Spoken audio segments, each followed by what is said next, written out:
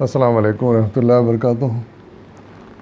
اس وقت میں آپ کے سامنے سورہ حامیم سجدہ کی آیت نمبر 53 اور 54 ترجمہ لے کر حاضر ہوں، سماعت فرمائیے۔ اعوذ باللہ من الشیطان الرجیم، بسم اللہ الرحمن الرحیم۔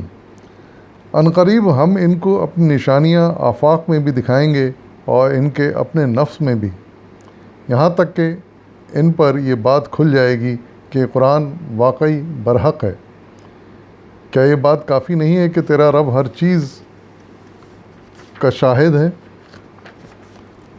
آگاہ رہو، یہ لوگ اپنے رب کے ملاقات میں شک رکھتے ہیں، اور سن رکھو وہ ہر چیز پر محیط ہے۔ صدق اللہ العظیم۔ ان آیات میں اللہ تعالیٰ نے بڑی اہم بات ارشاد فرمائی ہے، جو کہ یعنی اس قرآن کے نزول کے بعد آنے والے دور کے لوگوں کے لیے، بلکہ آج تک بھی یہ بات ہمارے لیے رہنما ہے۔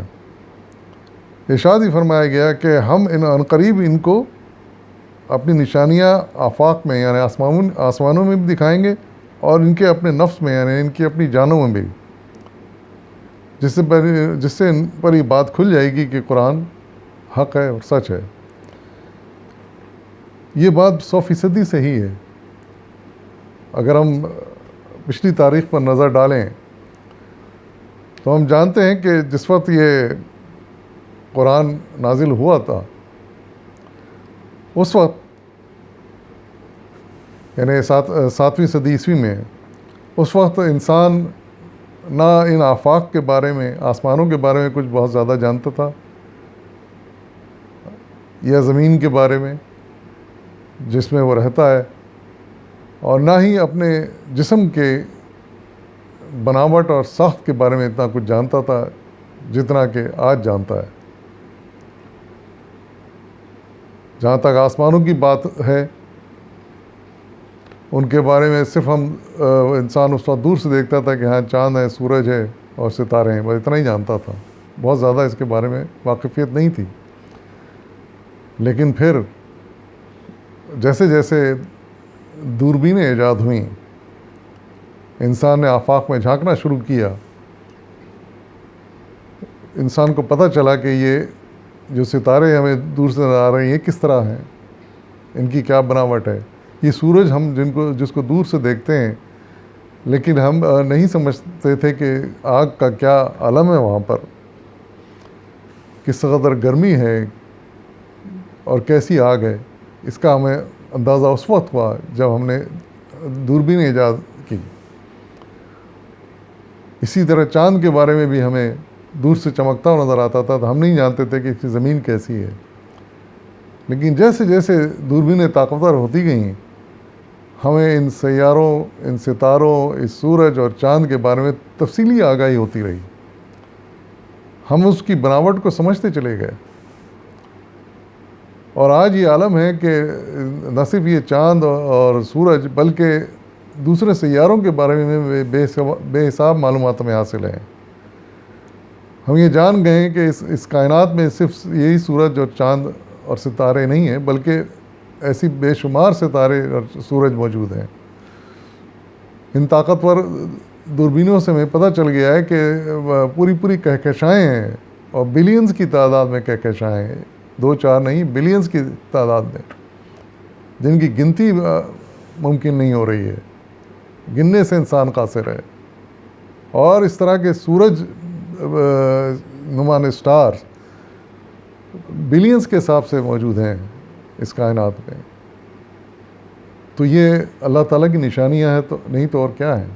جیسے کہ اس قرآن میں چیلنج کیا جا رہا ہے کہ ان قریب تمہیں معلوم ہو جائے گا آفاق میں اور بھی نشانیاں۔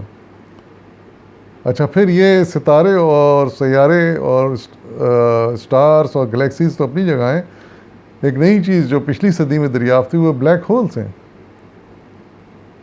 یہ بھی اللہ تعالیٰ کی عجیب نشانی ہے۔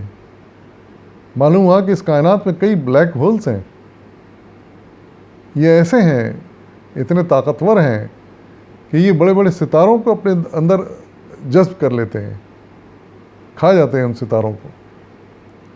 یہ اللہ کی نشانی تو نہیں تو پھر کیا ہے؟ یہ آج تک ہم وہ نشانیاں ہیں جو ہم آج تک دریافت کر سکیں، اور خدا جانے آنے والے دور میں اور کیا کیا دریافت ہوگا۔ تو اس طرح قرآن کا یہ دعویٰ بالکل صحیح ثابت ہو رہا ہے کہ آفاق میں جو اللہ تعالیٰ نے کہا کہ ہم نشانیاں دکھائیں گے، تو آج حقیقت ہے کہ ہم آفاق میں یعنی آسمانوں میں اللہ کی ایسی ایسی نشانیاں دیکھ رہے ہیں کہ عقل حیران ہے۔ آئے دن نئے نئے ستارے دریافت ہوتے ہیں، نئے نئے سیارے دریافت ہوتے ہیں، اور عقل حیران رہ جاتی ہے۔ پھر کہا گیا کہ ان کے نفس میں یعنی ہماری اپنی جانوں میں بھی اللہ تعالیٰ ہمیں نشانیاں دکھائے گا، اور ہوا۔ جب سے یہ مائکرواسکوپ ایجاد ہوئی ہے، اس وقت سے ہم نے اپنے جسم کو سمجھنا شروع کیا ہے کہ جسم کے اندر ہمارے ہے کیا، یہ اعضاء کس طرح کے بنے ہوئے ہیں اور یہ کیا کام کر رہے ہیں، ان کو ہم سمجھنے لگے۔ اور جتنا سمجھتے جاتے ہیں ہم اتنے حیران ہیں کہ یہ خالق نے کس طرح ان کو بنایا ہے، کس قدر انسان کے لیے مفید ہیں یہ۔ اور پھر اس کو سمجھتے سمجھتے انسان یہاں تک پہنچا کہ پچھلی صدی میں ہم نے ڈی این اے دریافت کیا۔ یہ بھی ایک ایسی نشانی تھی جو انسانوں ہماری اپنی جان میں پائی جاتی ہے، جس کا ہمیں پہلے علم نہیں تھا، پچھلی صدی سے پہلے۔ یہ صرف پچھلی صدی میں پتہ چلا کہ ڈی این اے بھی کوئی چیز ہے، یعنی ایک فارمولہ جس کے تحت ہر انسان کی تخلیق ہوتی ہے۔ ہر انسان کا ڈی این اے الگ ہوتا ہے، اس ڈی این اے سے اس کی بناوٹ، اس کی تخلیق، اس کی صلاحیتوں کو پتہ چلتا ہے۔ انہیں دیکھیے کہ کس طرح یہ نشانی، تازہ ترین نشانی ہمیں دریافت ہوئی ہے، اور ہمارے لیے کتنی کام کی یہ نشانی، اس سے سائنسدان کتنا فائدہ اٹھا رہے ہیں۔ اسی طرح ہو سکتا ہے کہ اور بھی دریافتیں ہوں، اور بھی نئی نئی چیزیں آئیں اور وہ ہمارے لیے فائدہ مند ہوتی چلی جائیں۔ تو حقیقت یہ ہے کہ اللہ تعالیٰ ہر چیز پر محیط ہے، ہر چیز سے واقف ہے، ہر چیز کا بنانے والا ہے۔ وآخر دعوانا والحمد للہ رب العالمین۔